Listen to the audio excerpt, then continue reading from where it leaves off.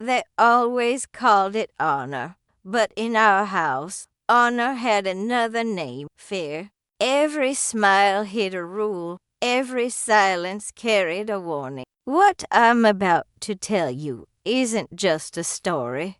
It's a confession carved into my soul. If you believe that truth deserves to be heard, subscribe now, leave your like, and watch until the end. Because behind every word, there's a pain that has been waiting too long midnight to be set free. And yet the rain was in our house were still on, like that wanted to come in. Yellow light that made everything look older, more tired. My father's voice echoed from the living room, low and sharp, slicing through the silence that used to mean safety. I remember standing in the hallway, barefoot, the cold seeping through the cracked tiles, my fingers trembling around the edge of the wall. Family is built on words honor. Were supposed to sound noble, but that night they tasted like blood and control. My mother sat quietly on the couch, her hands folded so tightly they turned white. I wanted to run to her, to ask her why she never said anything, but she wouldn't look at me. Not once. It was as if her eyes had learned to obey too. That night was the first time I realized honor in our house didn't mean dignity. It meant so silence. It meant even God would believe you were happy. My brother stood beside my father, a mirror image of his righteousness, proud, composed, rehearsed. "You're embarrassing us," he whispered when our father left the room. I could feel his breath on my face, warm and furious.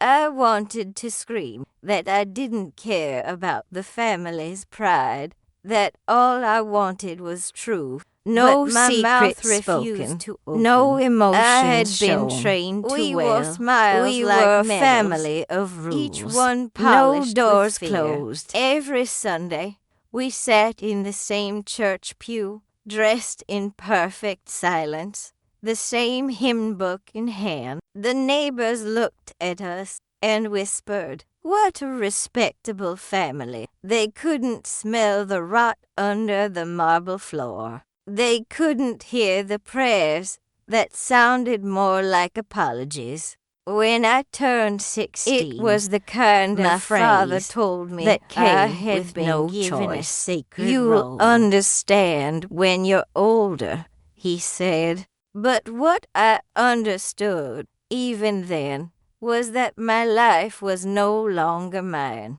I was to follow, obey, and preserve the illusion that our name, Silva, meant something grand, something pure. He even said once, we carry generations of honor on our backs. Don't let it slip. I remember thinking, what if I already have? Years later, I would learn that honor was the leash that kept us all in place. Him, my mother, my brother, me. But that night, standing in the hallway, the rain still whispering against the window, all I knew was that something sacred had already died, and we were still pretending it was alive. I went to my room and sat on the floor. The house was my reflection with secrets in the dark glass and every of the window breath carried a lie and whispered, "Whose honor is this?" Really, my voice barely existed. I think that was the first time I understood fear not as a moment, but as a language, one my family spoke fluently. The next morning, my father acted as if nothing had happened. He kissed my forehead and said, "Be proud of who you are." I smiled, because that's what honor required. Something small and trembling whispered that pride and fear were wearing the same mask. And from that day on, I stopped believing in the word family. They say time heals, but in my house, time only learned to obey. Each year became another layer of silence painted over the cracks. Another season of pretending that loyalty was love. I was 17 when the sacrifices my father believed that discipline was proof small of strength. Pieces of that emotions traded were weaknesses to in be exchange for don't peace. Cry, he'd that say. Never lasted. The world doesn't care. I stopped crying, but the world inside me did. I started waking up before dawn to help my mother in the kitchen, her movements mechanical, her eyes avoiding mine. The smell of boiling coffee and fried dough filled the house, but even that warmth felt rehearsed. She'd whisper sometimes, "Don't make him angry today," and I'd nod, pretending I didn't already live my entire life in that fear. We measured our days not by hours, but by moods, his moods. Money was tight, though he never admitted it. He called it teaching humility, but it was control. My first job at the corner bakery earned me 400 reais a month, and he took half for the family. I told myself it was fair, that I was contributing, but the truth was simpler. Nothing in our house belonged to us, not even our effort. Every choice was pre-approved, every dream quietly dissected, until it fit his version of honor. When I told him I wanted to study journalism, he laughed, that short, dry laugh that meant I was stepping out of line. Why dig in other people's lives when you can't even keep your own at clean, his cousin's hardware store? Said it was stable, respectable. I wanted to scream that I didn't want stability. I wanted but I nodded, smiled, and let the dream die quietly. Another small funeral no one attended. Sundays were the hardest. Family lunches, all smiles and lies. The table filled with food we couldn't afford, but had to display. My brother, I'd already at my mother's trembling hands cutting meat, and think like a preacher. We must protect our name from the truth, he'd say. But I never asked. You don't ask questions when you grow up learning that silence is safer. Years passed. I learned to mimic peace. I learned to laugh at jokes that weren't funny, to agree with ideas that made my skin crawl, to play the obedient daughter everyone admired. People said, "You're they lucky didn't to see have the invisible bruises, family. Not from hands, but from words that shaped me into someone I didn't recognize. At 22, I met someone who made me believe I could breathe differently. His name was Daniel. He spoke softly, listened when I talked, and didn't flinch when I hesitated to explain where I came from. "You don't have to be them," he said once. It sounded like freedom, but also I tried to hide him from because my family in my house for as long as wanting I could. Something for I told myself I was protecting him, but deep down I was protecting their illusion, that perfect image of unity built on fear. But secrets have a way of surfacing. And when they found out, everything I had sacrificed to keep the peace shattered in one night.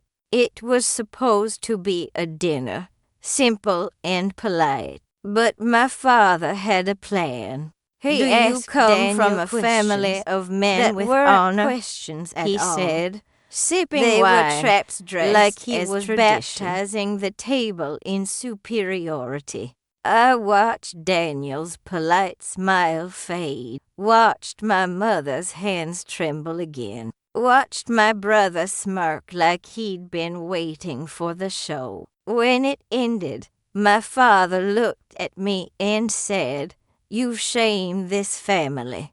Just like that. Not even anger, just the coldness of someone that That night already decided Daniel I held no me longer as I belonged. cried for the first time in years. He said, "You don't owe them your soul." But the truth was, I already had. I'd spent years offering it in pieces. And yet, in that darkness, for the first time, I felt something dangerous. Hope. Hope can be cruel when it arrives too late. After that dinner, the air in our house thickened with silence that felt like smoke. Orders came through my mother, every moved like a messenger, every glance between my two father kingdoms at stopped war. speaking My to brother me directly. avoided me entirely. I'd walk into a room, and the conversation would die like a candle in wind. They didn't yell. They didn't punish. They erased me. But the true blow came 2 weeks later. It was a Sunday morning, the day we used to call Family Day. My mother entered my room, her face pale, her eyes My swollen father from never a night asked without for anything. sleep. He wants to see you. He was in the she living said. room, I knew wearing who he his was. best shirt, The one he saved for church and for power. He didn't look up when I entered. The TV was off, the curtains half drawn, light slicing across his face like interrogation lines. "I spoke to your uncle," he began. "He has a friend in Sao Paulo who owns a small accounting firm. You'll go I there blinked, next month. unsure if He'll I give had you a heard right. position. Sao You'll stay Paulo, with your 2 aunt states until away. you learn You're discipline. sending me away. I'm saving you from yourself," he said flatly. "You've forgotten what it means to protect your blood. Out there, you'll remember. I have a job," I said quietly. "And Daniel is not part of this family," he interrupted, his voice steady, deadly. "He's the kind of man who will drag you My into mother shame. stood behind You'll him, end this clutching her nonsense rosary. and go. Silent. That's final. Always silent." I wanted her to say no, to fight, to reach for me, but she only stared at the floor. That was her kind of love, the kind that watched you drown and whispered prayers instead of throwing a rope. I felt the walls closing in. My father mistook obedience for peace. He couldn't imagine love without control. I said nothing, but that night, because defiance in the darkness of my house was suicide, I whispered to myself, "I will not go." The next morning, he placed an envelope on the table. Inside was a one-way bus ticket to Sao Paulo and 600 reals to start a new life. He called it a gift. I called it exile. I told Daniel what had happened. His jaw tightened, his eyes searching mine for something to hold on to. But can my leave," entire life he said. had been "You built don't on owe the them foundation anything of obedience. I wish courage To were defy that my simple. father Wasn't just rebellion. It was betrayal of generations. Still, a small part of me, buried deep beneath years of fear, began to move. 2 nights before I was supposed to leave, he called me into the dining room again. There were papers on the table this time, official ones. "If you truly want forgiveness," he said, It's a promise "sign that this. you'll cut ties with that man and devote yourself to the family's name." It's your chance to prove your honor. It wasn't just control. It was erasure. He wanted me to undo my own life, to surrender even my thoughts. My hands trembled as I stared at the pen. If I don't, I asked, then you're no longer my daughter. He said it without hesitation, like it was already true. My brother's arms silently in the cold corner, and firm. The same expression my father used to wear when I was small and too naive to know the difference between love and fear. I didn't sign. Not that night, not ever. I left the papers there and walked out of the room, each step feeling like it might shatter the floor beneath me. That evening, Daniel came to get me. I packed one small bag, some clothes, a photograph of my mother when she was still smiling, and a notebook I had hidden under my bed since I was 15. Inside it were fragments of the person I might have been, drawings, half-written thoughts, lines I'd never dared to say aloud. As we drove away, I watched the house disappear in the rearview mirror. For a second, I felt nothing, not relief, not fear, as the city lights faded just emptiness. I whispered, "He'll never forgive me." Daniel looked over and said, "Then we'll forgive ourselves." I wanted to believe him, but deep down, I knew my family's reach wasn't just physical. It lived inside me, the voice that still whispered rules, the shadow that still demanded obedience. Leaving home didn't free me. It only showed me how tightly I'd been chained. Sao Paulo, the city swallowed me whole. Motion, light, everything my hometown had taught me to fear. But within the chaos, I found something dangerous, the sound of my own thoughts. Daniel and I rented a small apartment above a bakery in Villa Mariana. It was barely 30 square meters, with peeling paint and a leaky sink, but to me it felt like oxygen. I could laugh without measuring the volume, sleep without listening for footsteps. I found work at a local paper for the first time in my life. Underfunded. Silence didn't mean kind that printed truth until someone paid them not to. The pay was miserable, but it felt like freedom.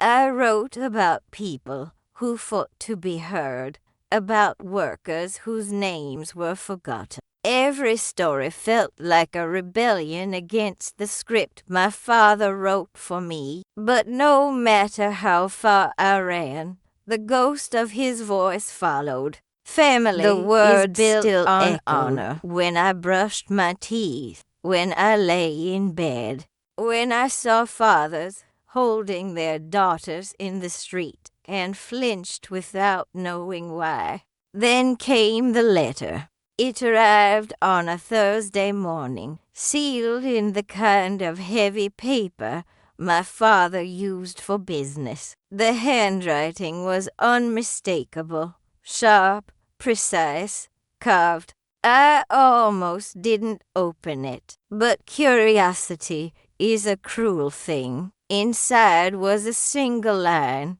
written in his voice, even though it wasn't signed. If you ever cared for this family, stop digging where you don't belong. I froze. Digging. At first, I thought it was about my job, that he'd heard about the articles I was writing on local corruption.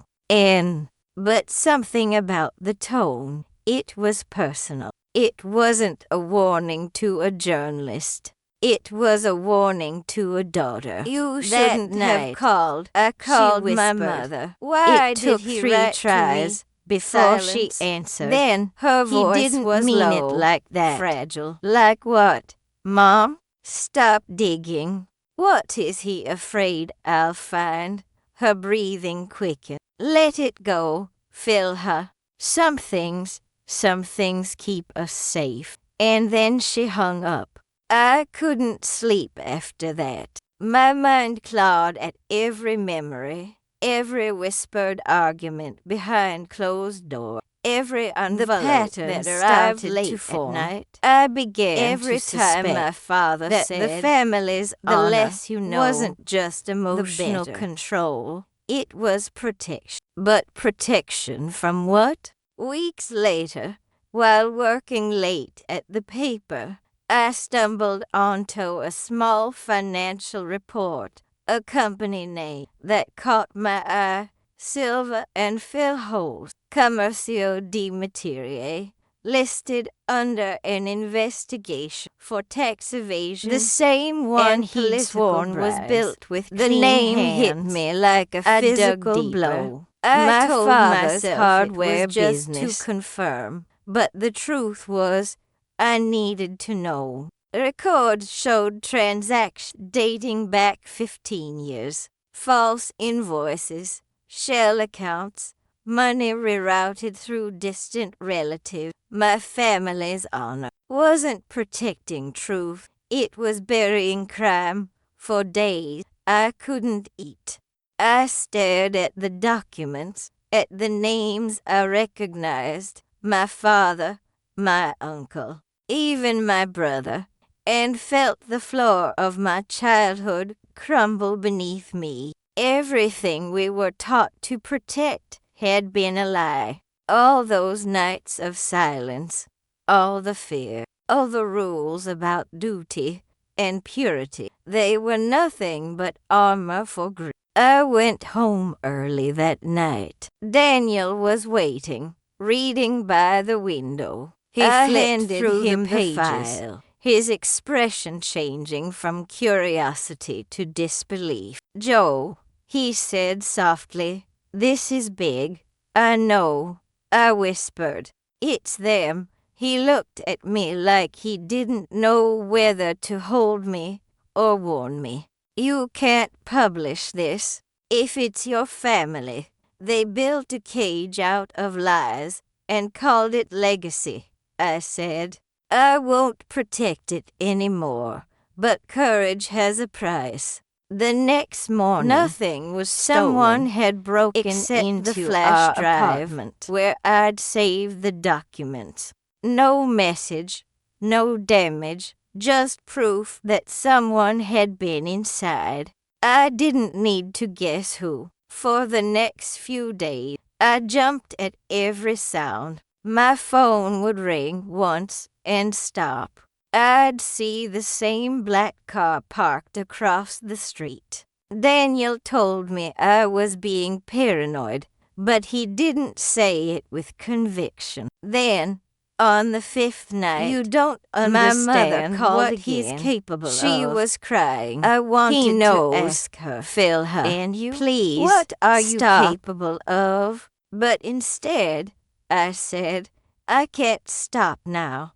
And that's when she said the words that broke me completely. "He did it for you." The line went dead before I could ask what she meant. For me, what could he possibly have destroyed in the name of protecting me? That night, I sat in the dark, something that had been hidden even realizing from me. That the last wasn't just no about matter money what it cost or power. I'd find it was about something deeper. I didn't sleep for 3 nights after that call. Every shadow looked like my father's silhouette, every sound like a warning I couldn't decipher. I tried to tell myself it was paranoia, that my mother's words, "He did it for you," were nothing more than guilt soaked in fear. But deep down, something inside me was unraveling. Truth has a sound. I could feel it. And once you've heard it, silence becomes unbearable. On the 4th morning, I went to the only person who might still remember the Silver family before it became a brand. My grandmother's sister, Lucia, lived in a small house on the edge of the city. I hadn't seen her in years. She was the black sheep, the one my father used to call the disgrace, though he never explained why. When I arrived, "You look like your mother," at me, she said, she'd been handing me her whole life for that coffee. Knock. "But you have your father's eyes, the same eyes that never learned to cry."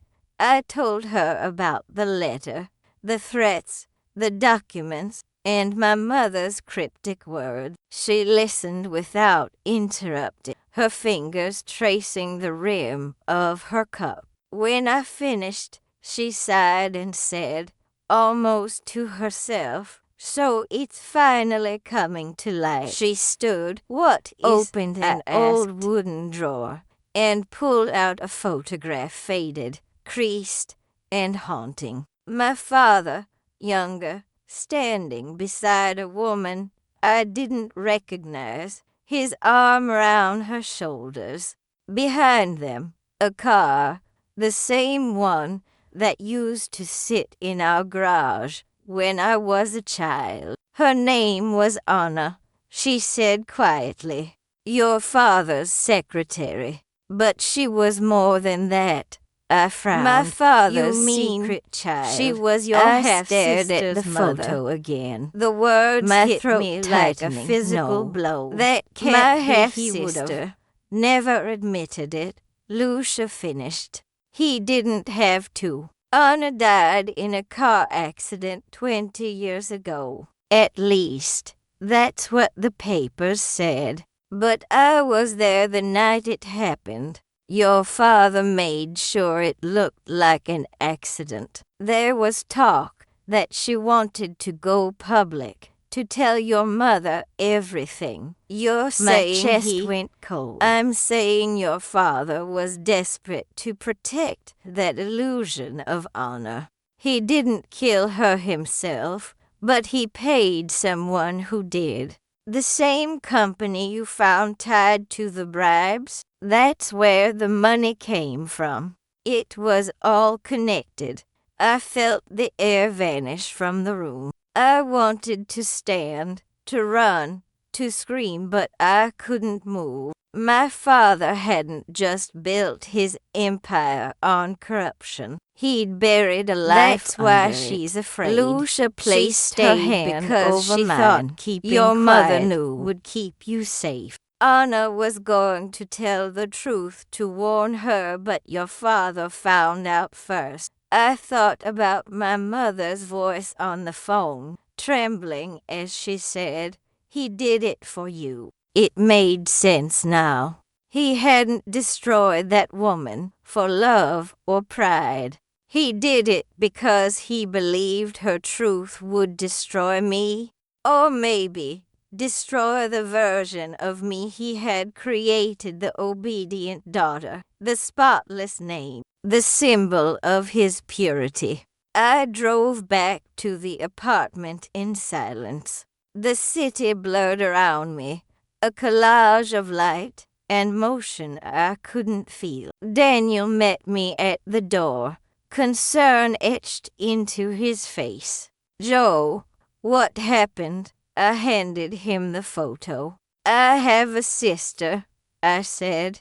My voice sounded and foreign, my mother knew. Distant. He wrapped his arms around me. The unspoken words in my eyes. I felt nothing. Your father, but the weight of generations I whispered, pressing down, the crushing truth that everything, our house, our rules, our silence, had been built on death. That night, I found another envelope slipped under our door. No name, no address. Inside was a single photograph, the same one my aunt had shown me, but this time. And beneath it, there was something in the same familiar handwriting scrawled on the back that once signed my report 2005. Word for word, the day after Anna's supposed accident. Stop before you join her. I sat there for a long time, staring at the words. realizing that the person I had once called father wasn't just a man protecting his legacy. He was the legacy, a living monument to the fear he built. But for the first time in my life, I wasn't afraid. Not if your heart is still beating faster, it's because you feel it too. That weight of pretending everything was fine when it never was. Don't let stories like this disappear into silence. Hit the like button, subscribe, and turn on the bell. Because every new video reveals another truth hidden behind the word they once called honor. Stay, because the truth is only beginning to unfold. Because now,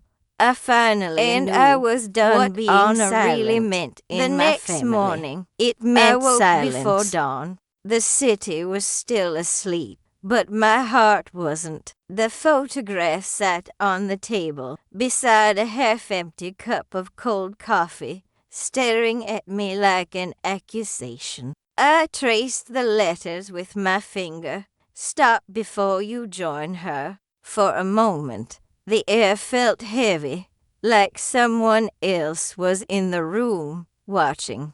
Daniel stirred, eyes half open. You haven't slept again, rubbing his eyes. He murmured. Joe, I can't. If you go to the police it's with not this, just about they'll me anymore. You don't have proof that ties him directly to her death. Only stories, records, whispers. And he's not just anyone. He's powerful, connected. This could ruin your life. I smiled, but it was a bitter kind of smile. He already ruined my life. Now it's just about who tells the story. I didn't know yet I knew one if I wanted justice I couldn't or keep revenge, carrying the weight maybe of his sins in silence.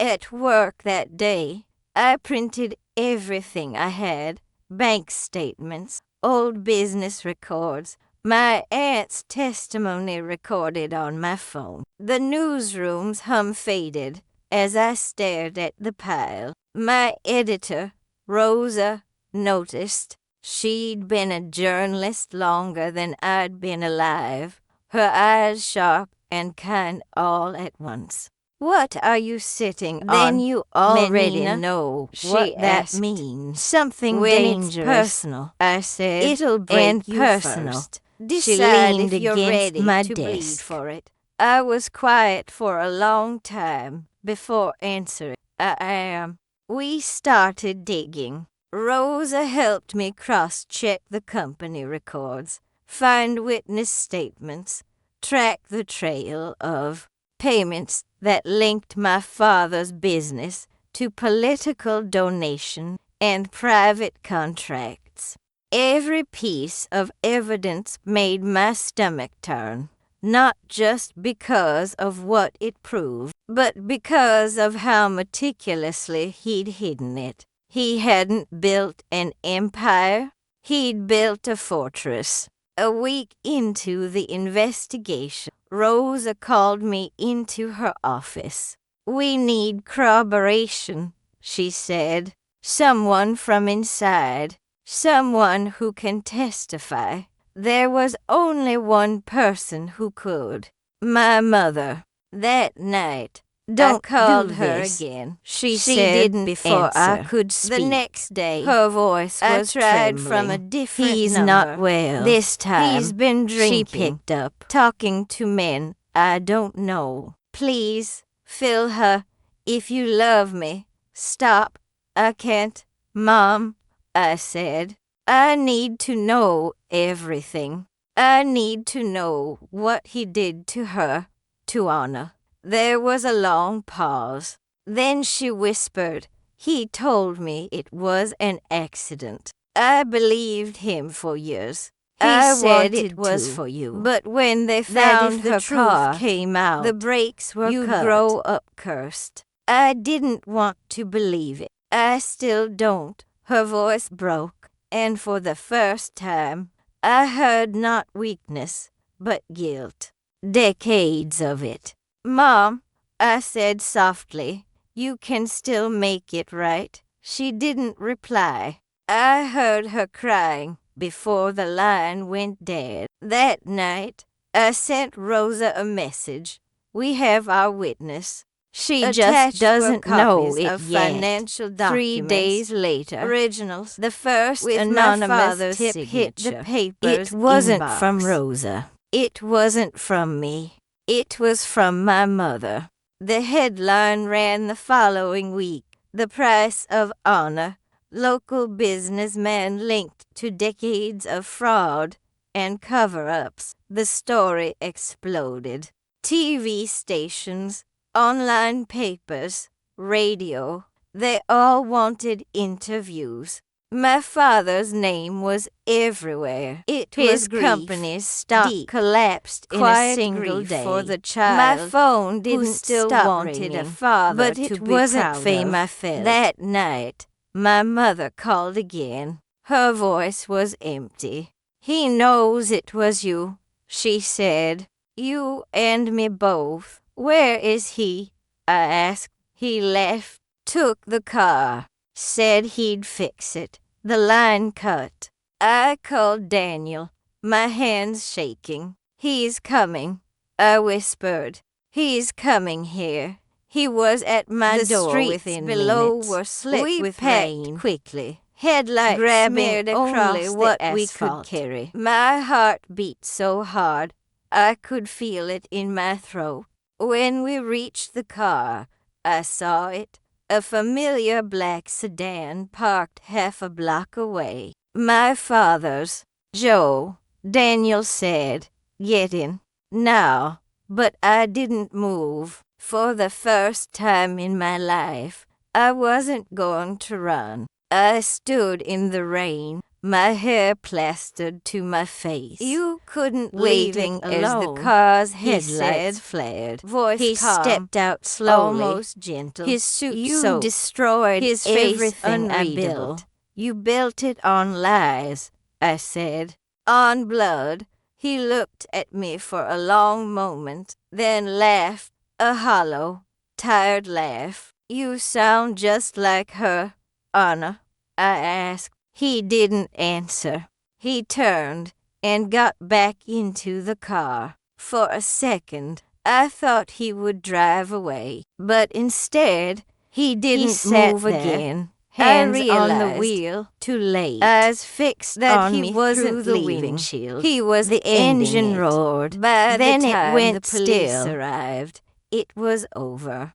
The gun lay in the passenger seat. The man who had built an empire on fear had chosen silence one final time. I should have felt relief, but all I felt was cold, because even in death, he had found a way to control the ending. Grief doesn't arrive as thunder. After my father's death, quietly, the world like became unbearably loud. Cameras filling outside my building, headlines with my name, strangers shouting questions. I didn't know how to answer. Did you hate him? Did you know what he'd done? Do you feel responsible? I didn't hate him. Not yet. Hate would have meant I still believed he was human enough to be angry at. What I felt was emptier. A cold exhaustion that sank my into mother my stood bones. Beside the funeral like a ghost in mourning, pale and motionless. My brother didn't speak to me. He couldn't even look at me. The priest spoke of redemption, of honor reclaimed in death. I almost laughed at honor. Even now, the word clung to us like a parasite. When it was over, I stood by the grave long after everyone else had gone. Rain had started again, soft, the coffin lowered, Daniel waited by the car, and I realized that the man in that box had shaped every corner of my life, my silence, my fear, even my courage. Everything I had become was in response to him.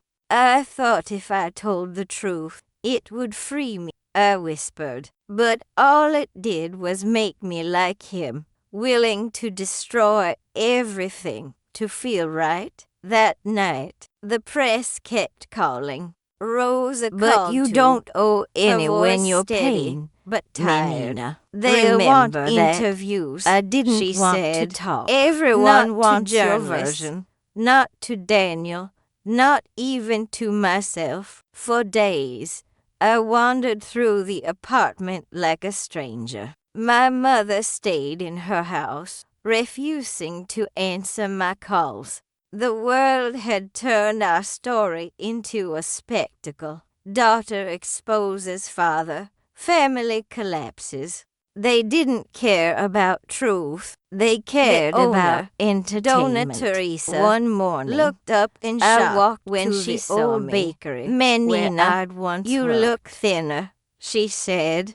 You used to smile when you came here. I didn't have much to smile about, I said. Maybe not, she replied, sliding a small bag of bread across the counter. But you were kind. Don't forget that. I carried that bag home like a relic. Small kindnesses felt like rebellion in a world You did that the had right fed thing, me cruelty he'd say. for so You long. stopped the cycle. Daniel tried to reach But how me. do you stop He'd a cook, cycle talk, that lives in fill your the blood silence with every hope? time I closed my eyes. I saw my father's face, not the furious one, but the quiet one, the man who taught me how to ride a bike, who carried me on his shoulders during parades, who said, "We protect what we love." Maybe he believed it. Maybe that was the tragedy of it all. I started writing again. Fear was love, not for the control paper. was care, not for anyone silence else, was safety. just for me. Weeks I passed. filled notebooks with pieces of memory, fragments of a life that didn't fit together anymore. I wrote about the house, the rain, the word honor whispered like a curse. Then one afternoon, a letter arrived. No return address.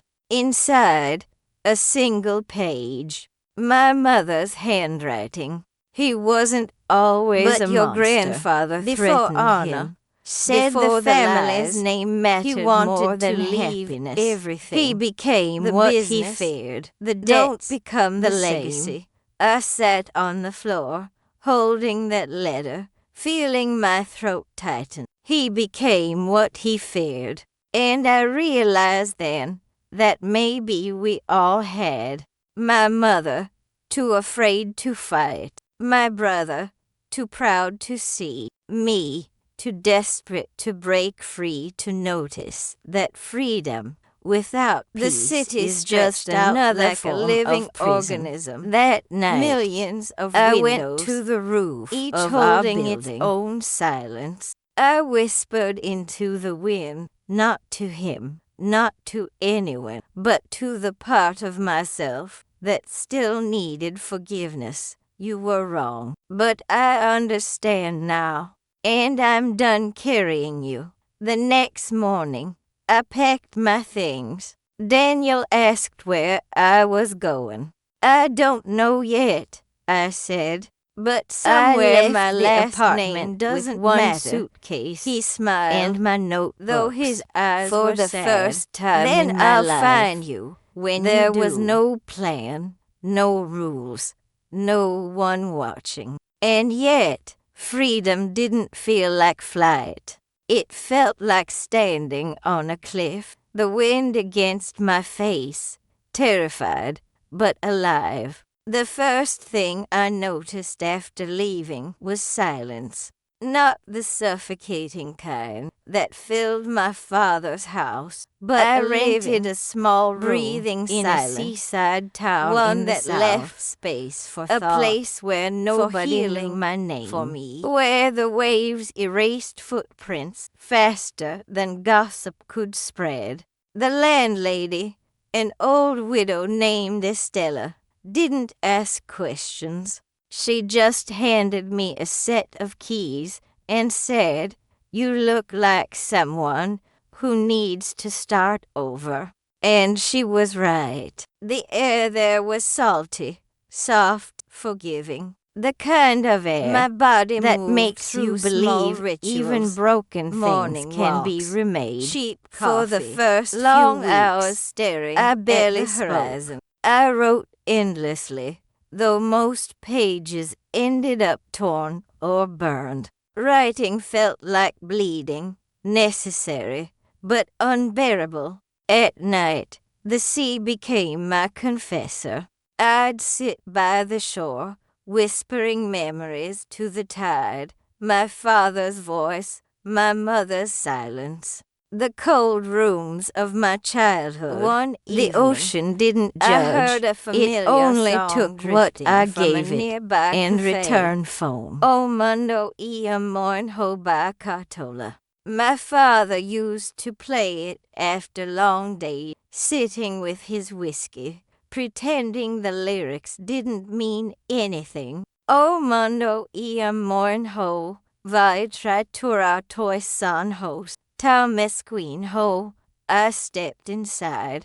The place was dimly lit, filled with locals, laughter, and cigarette Then smoke. it's on the house. Owner, he A replied, man in his 60s, handing me with a cup of salt and strong pepper black hair, coffee, smiled we at all me. need a First first. time here. It was Yes, the first time I said in months softly that someone offered me something without expecting anything back. That night, I stayed until closing, watching people dance to a live samba band, laughing like they didn't know the word honor could ever mean fear. I began helping at the cafe during the day. Estella would washing joke glasses, that I was earning cleaning my tables, salt, and learning I'd names. smile. The work Because was maybe simple, that was all but it I made ever me feel needed human again. to earn something honestly, without secrets attached. Months passed before I called my mother again. She answered after the fourth ring. Her voice was fragile, almost broken. "Where are you?" she asked. "Somewhere quiet. Your brother says I should forget you. And will you?" There was a long pause. I wanted Then to she cry, whispered, "No, but I didn't. you're the only Instead, one who saw I us told her clearly. about the sea, about Estella's tea, about the cafe." She listened in silence, as if afraid her words might ruin it. Before hanging up, she said something I'll never forget. "Your father wasn't the only one who hid behind that word. I did too. Maybe we all did." After that, I walked to the shore and watched the sunset turn Something the water we gold. choose, It hit moment me then. by moment, Honor wasn't to give a legacy or to destroy. It was I a decision. Started writing again. Seriously this time. I wrote essays, stories, letters to no one. Some were about my father, some about women like my mother, trapped in cages, made of family pride. I sent one to a small magazine in Sao Paulo, anonymously. They published it under the title, "The Fear We Inherit." A It woman spread wrote, faster than "You I described imagined. my house Emails poured without ever people stepping who inside saw it." themselves in Another my said, words. I thought I was the only one raised to confuse obedience with love for the first time. My pain became something useful. It connected instead of isolating. One afternoon, Daniel found me. I was cleaning tables when I saw him standing at the cafe door, sunburnt and smiling. "Took me months," he told said, me he'd "but quit I his knew job, you'd end up started somewhere near the volunteering ocean." at a youth center. We talked After until you midnight, left, walking he said, barefoot "I on the realized sand. I'd spent my whole life trying to be honorable, not good. There's a difference. When the tide came in, he reached for my hand. Do you ever think we'll be okay? Maybe not in the way we hoped, I said, but maybe that's the point. That night, I dreamt of my father again, but this time he wasn't shouting. I wasn't afraid anymore. Watching the rain, I realized his face wasn't about leaving, almost human. It was about staying true when everything inside you wants to disappear. It took me nearly a year to go back. The train ride north felt like crossing a lifetime. Landscapes changing from salt to soil, from open skies to the tight grip of the old. Every station closer made my chest heavier. By the time the place looked smaller than our family house the stood, iron gate still my hands were trembling. To the left, rust crawling up its bars like veins. The garden was overgrown, the fountain cracked and dry. I could almost hear his voice echoing through the corridors. We maintain appearance, no matter what. I stood there for a long time before pushing the gate. It groaned, like something alive protesting my return. Every corner was haunted. The air was stale. The dining table still thick with the smell china, of dust and of ancestors staring down from the walls. Their painted eyes followed me, demanding to know why I'd broken the chain. In the living room, I found my mother sitting by the window. Her hair had turned almost entirely white, her posture smaller, soft. When she looked up, her eyes widened, but she didn't seem surprised. I knew always you'd come back, she said simply. I didn't think I would. We sat in silence. She smiled faintly, listening to the sound of distant rain. Finally, she stood, walked to a locked cabinet, and took out a small, dust-covered box. This belonged to your grandfather, she said, placing it on the table. Your father kept it hidden all his life. I found it after he died, but I couldn't open it. The smell of tobacco and old ink hit me instantly. Inside were old letters, scent of history, photographs of things and unsaid. A leather notebook. The first letter was dated 1952. It was written by my grandfather to a man named Marcellino, a business partner, apparently, though the tone was personal, almost desperate. If this gets out, we'll lose everything. The company, the name, the respect. You know what that means. The next family cannot survive another scandal. We must protect the legacy. People's silence. No matter my father hadn't created the system. He had inherited it, a machinery of control disguised as virtue. Honor, in our family, had always been a weapon to keep truth buried. As I read, my mother's voice broke the silence. He hated that notebook, she said. Every time he saw it, he'd lock it away again. Your father spent his life pretending, but he was protecting us. It was proof, but he was protecting them, but of ghosts of men who never cared about him. I closed the box slowly. The rain outside had grown heavier, tapping the windows like impatient fingers. Why show me this now? I asked. Because I'm tired, she said, and because you were right. Honor was just another word for fear. Fear of losing a name, of being ordinary. I didn't cry. Who we I truly just were. Sat there, her voice staring cracked at the photograph. He wasn't strong enough to end it, smiling stiffly, standing beside the factory that had once made our family rich. Behind them, I saw generations of silence, Later that night, I walked through the house alone. The walls whispered with memory. In my father's office, the air was cold, the curtains drawn. I opened a drawer for a moment, found his watch. It felt like forgiveness, still ticking faintly. Then I realized, as if it was heavier than I remembered, for me to return. Like carrying I slipped it on my wrist. At dawn, I took the box of letters to the backyard.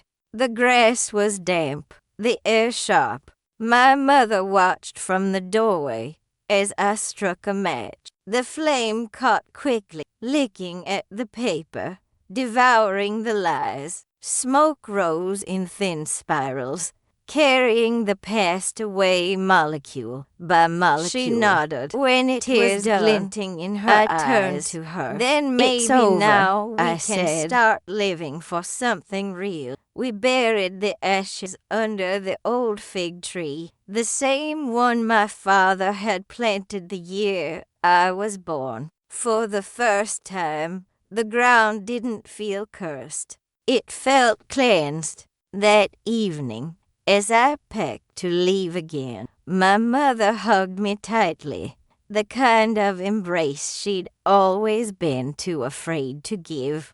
Don't come back how for you'll me. Honor us, she whispered, the way we never could. When I walked away, I didn't look back. The sky was gray, the wind cold, but for the first time in my life, the word honor didn't make me flinch. It made me breathe deeper. It wasn't about family names, or pride, or legacy.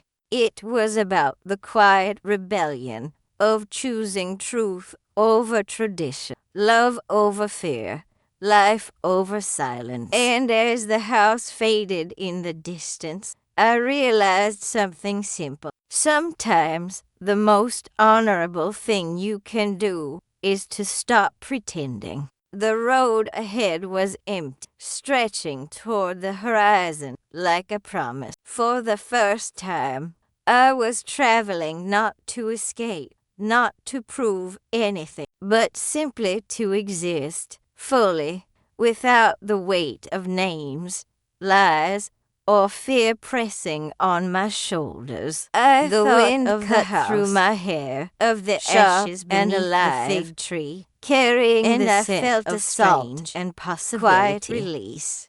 Daniel drove beside me, silent, letting the car hum with the rhythm of the tires on asphalt. He didn't need to speak. We both understood that words could never fully capture the years we had survived. Yet even in silence, there was connection, a shared understanding of how fragile life becomes. I thought when built of my father, fear, not with hatred, not with longing, but with the detached clarity that comes from truly seeing someone for who they were. He had been trapped in the same cycle he imposed on us, enslaved to illusions of power and the hollow meaning of a word that never belonged to him. In the end, the fortress he had built could not protect anyone, not even himself. I thought of my mother. She had loved in her own way, hidden behind constrained by fear, yet capable of acts that shaped my survival. And I thought of Anna, the sister I never knew, whose death had been silenced by the very concept of honor. They had all been players in a story much larger than themselves, one that I had now stepped into and chosen to rewrite. The coastline stretched infinitely ahead, the waves rolling in with persistent rhythm. I realized that honor was not a trophy to be polished or a name to be defeated. Honor was the courage to face truth, no matter how unbearable, and the willingness to live authentically, even when the past threatened to pull you back into its shadows.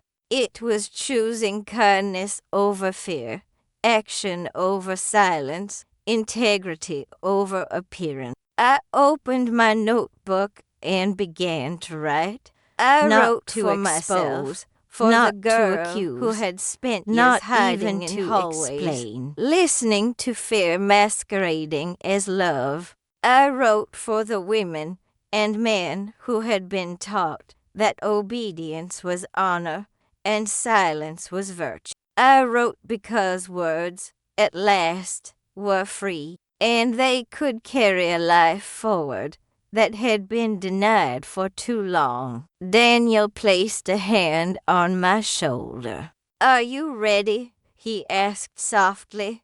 I nodded. The sun began to rise. I've always been ready, painting the sky just didn't with gold know it until now. The light fell across my face, warm, steady, unafraid. And I understood that every sacrifice, every betrayal, every lie I had endured, it had brought me to this precise moment of clarity.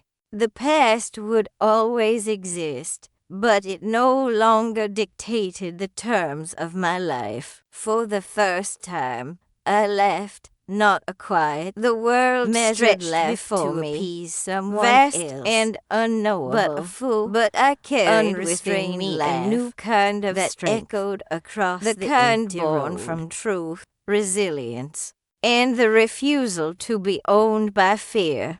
Honor, I realized, had nothing to do with my father, my grandfather, or the family name. It had everything to do with living in a way that allowed the soul to breathe fiercely, freely, unapologetically. And as the car drove into the horizon, I felt my life begin again, not as a continuation of what had been, but as the first chapter of what I would choose to make of it. The girl who had once been silent now spoke with action, with courage, with honesty. The road was long, and the journey would be uncertain, but for the first time, I knew exactly who I was. Someone who refused to let fear the sun rose fully, the meaning of her golden life. The waves crashed against the shore. The wind lifted my hair,